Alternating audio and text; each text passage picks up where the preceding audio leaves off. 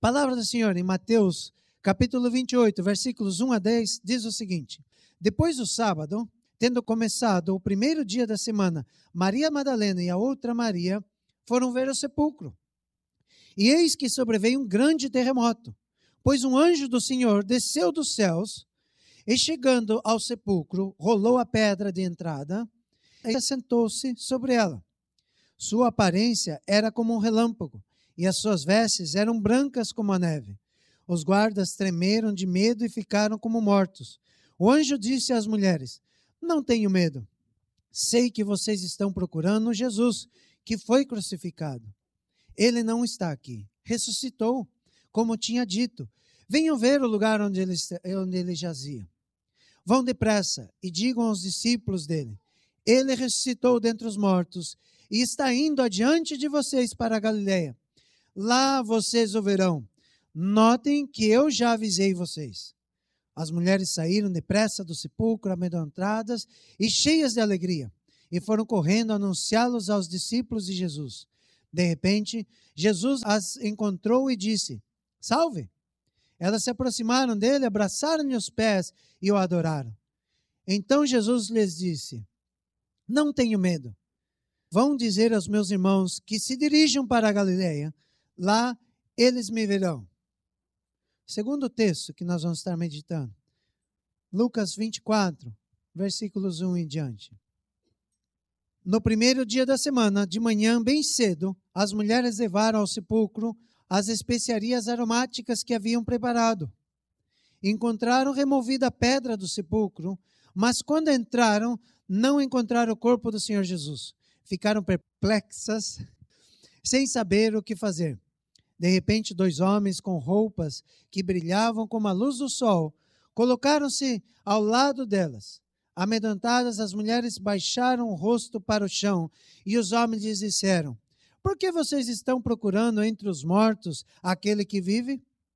Ele não está aqui, ressuscitou. Lembre-se do que ele lhes disse, quando ainda estava com vocês na Galileia. É necessário que o Filho do Homem seja entregue às mãos de homens pecadores, seja crucificado e ressuscite no terceiro dia. Então se lembraram das palavras de Jesus.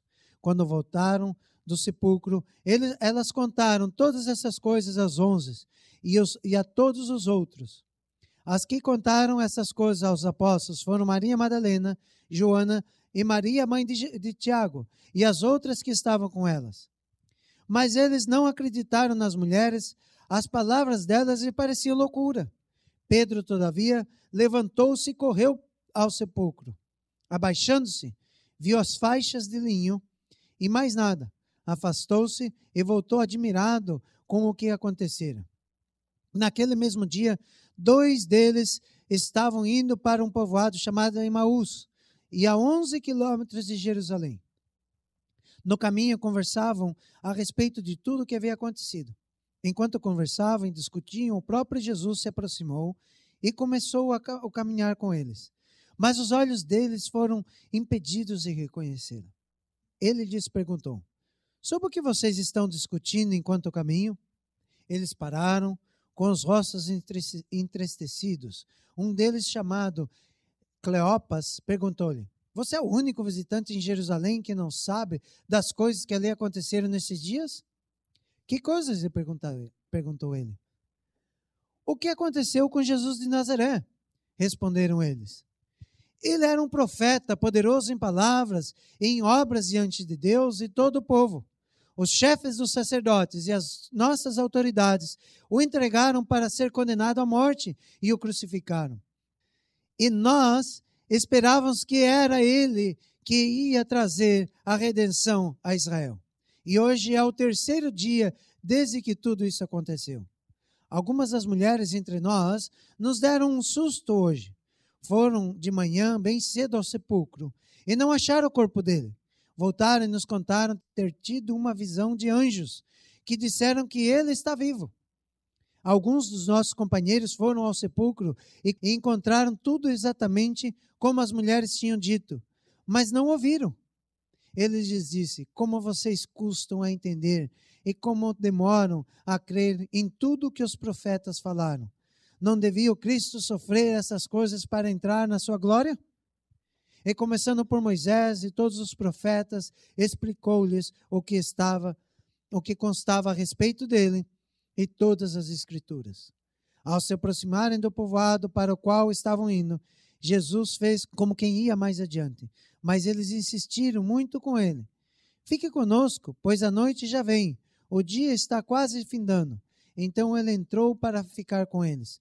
Quando estava à mesa com eles, tomou o pão, deu graças, partiu e deu a eles. Então os olhos deles foram abertos e reconheceram, e ele desapareceu da vista deles.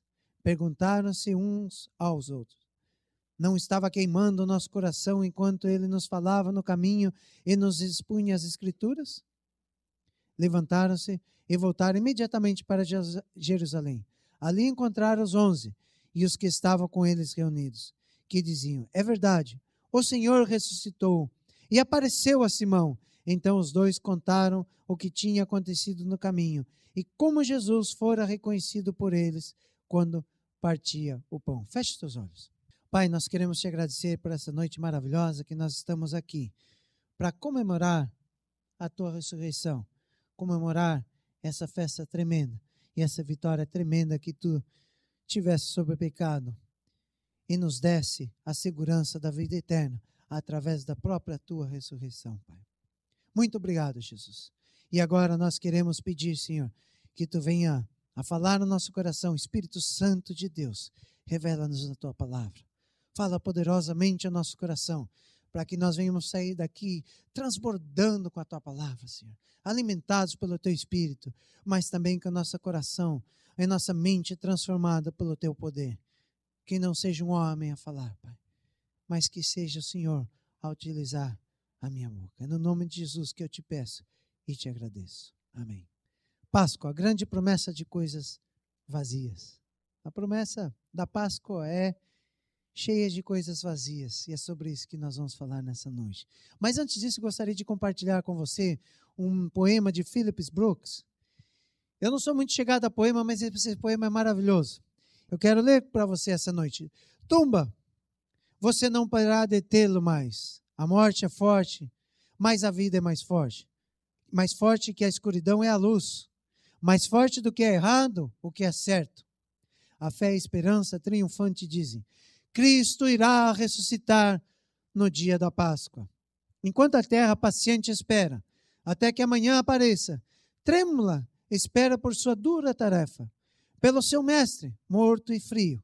Escutem, ela ouviu os anjos dizerem: Cristo ressuscitará no dia da Páscoa. E quando o sol da justiça despontou nas montanhas, brilhando sua luz das fontes celestiais, então a terra se desabrochou para dar o seu bem-vindo.